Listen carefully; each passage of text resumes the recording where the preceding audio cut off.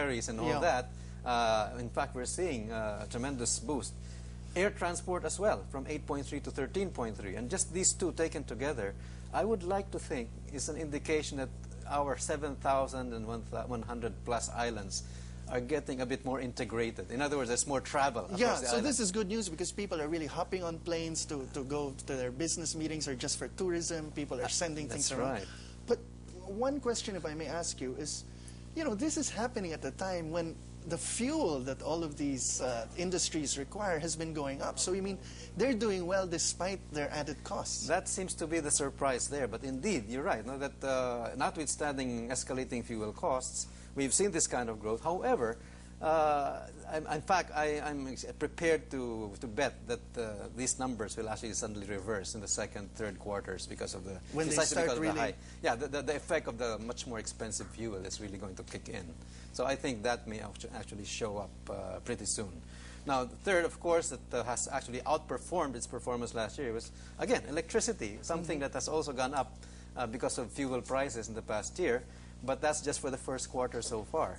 But then again, you can see that it's these three that have been the bucking the trend, actually. When you measure, for example, the increase in the electricity industry, that's because we're also engaged in a lot of occupations that require a lot of juice, so to speak, like the call centers and that sort of thing. That's true. And of course, to some extent, it may reflect that consumers also are consuming more electricity. A lot of that fueled by consumption expenditures, fueled in turn by overseas remittances. The flat-screen TVs that come home from Saudi Arabia. Yeah. So going on to your next slide, we have... Okay, well, this is the interesting question. In fact, we know that in 2007, when we had 7.2% growth, people were asking, how did that happen? Because even the government was quite surprised by that number. Everybody was expecting anywhere from 5 to 6%, but not something more than 7%. So I've addressed that from an arithmetic point of view. You just break down the economy and the growth in the economy, and if you check which sectors have actually grown by more than 5 to 6%, then they would be responsible for that pull up to 7.3. What are they? Mining, which grew 26%, construction by 23%, real estate 18%, then you had finance growing by 13%, and that's the banks and insurance companies mainly, and communication still growing over the full year of at 10%. And it boils down to that. Those were the things that pulled up our economy's growth beyond the normal. And these were things that actually we saw all around us. I mean, all the new buildings going up for Filipinos overseas to invest in for their units. Finance, which is because from the informal economy, our remittances were now being channeled through the banks and being reported.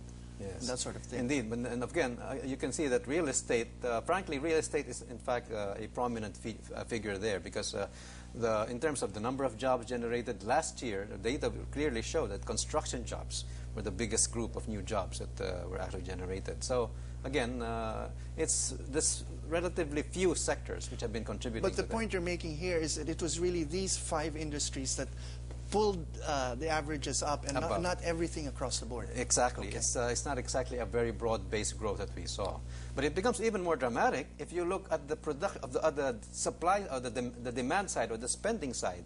If you ask what kind of spending provoked this kind of production higher than normal, well, it boils down to government spending. First, there's government consumption spending, which is the operational expenses of the government, which grew by 10%, and public construction, which grew by 31%. So it was only these two items on the spending or demand side which grew by more than 5 to 6%. Naughty question, is this election related? Exactly. I mean, this simply reflects the fact that it was an election year. The last time we had this kind of spending by the government was 2004. Okay. When, again, investment figures as a whole went up. But it also shows us what a strong effect any government can have on the numbers if they devote the resources there. If there's enough resources to spend, and if the resources are spent on things that will actually cause economic growth, then indeed we see that the overall 7.3% was the result of what we call pump priming sometimes by the government. Going on to your next slide. Well, this just gives the details precisely of the spending side of the GDP growth. And that's primarily personal consumption expenditures, which last year grew at the normal 5.8, so it's within 5 to 6%. Okay, looking at 2008, just to clarify this for our viewers, if it's in yellow, it means it went down since last year. That's right. I'm highlighting the fact that government consumption in the first quarter of 2008 has actually reversed to -1. In other words, it has fallen against an 8.3% growth last year. Similarly, government construction, which actually grew at 21.3%, 29.6% last year, is now -9.5%. So what we're seeing again is a dramatic swing.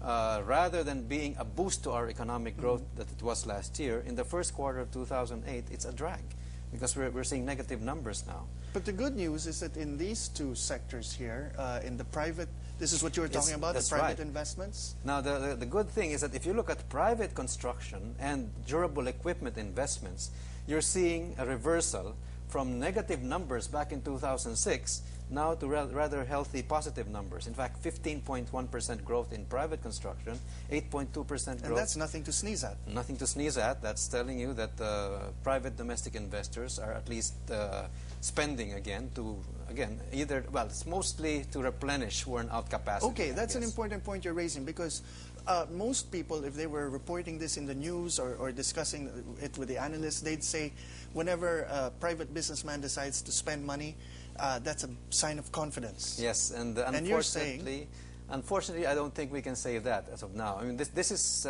investment that I believe comes primarily from having to replace worn-out equipment and having to actually meet up with the regular increase in demand, especially from personal consumption expenditures.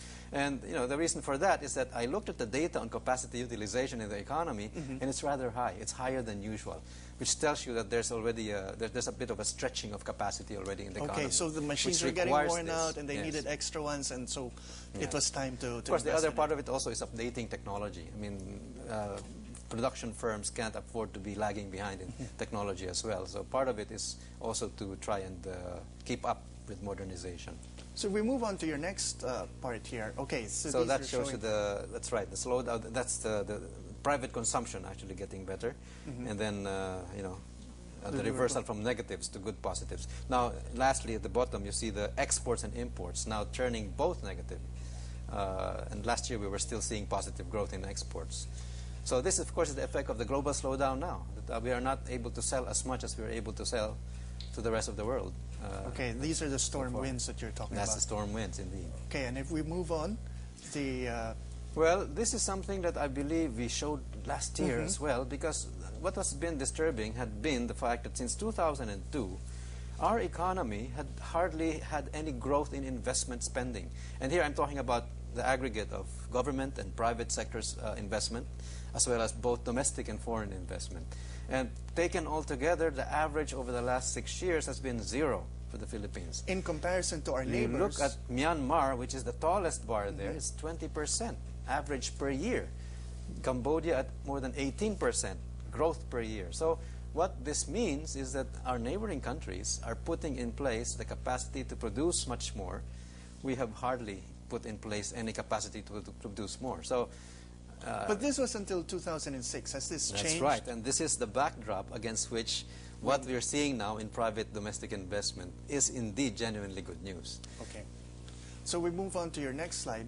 All right. Okay, there's the Philippines. Okay, so I guess the question that everybody asks is, okay, we've been seeing all of these good numbers in the economy. How does it all feel from down below? Is it really being felt by the common Filipinos? Well, there is evidence that we can cite. If we can go to the next frame. And this is based on official government data, again, from the Family Income and Expenditure Survey. And it was widely known when it was announced that poverty went up since 2003. In fact, there was additional 4 million Filipinos now in the ranks of the poor, additional 700,000 poor Filipinos, with the percentages going up from 24 to 27% of Filipino families now being poor.